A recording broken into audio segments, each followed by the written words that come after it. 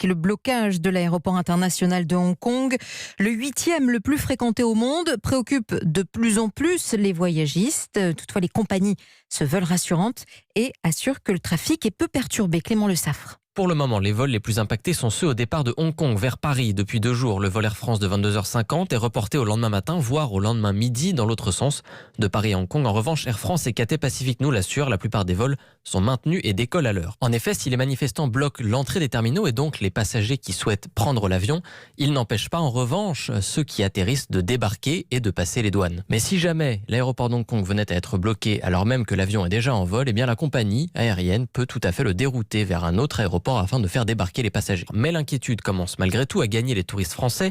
Chez Voyageurs du Monde, par exemple, ce sont 20% des voyages à destination de la Chine qui sont impactés. Certains voyageurs décident d'annuler par précaution, mais dans la majorité des cas, les clients demandent tout simplement un changement d'itinéraire pour éviter Hong Kong. Sur place, la situation est en effet très instable et peut évoluer rapidement dans les prochains jours.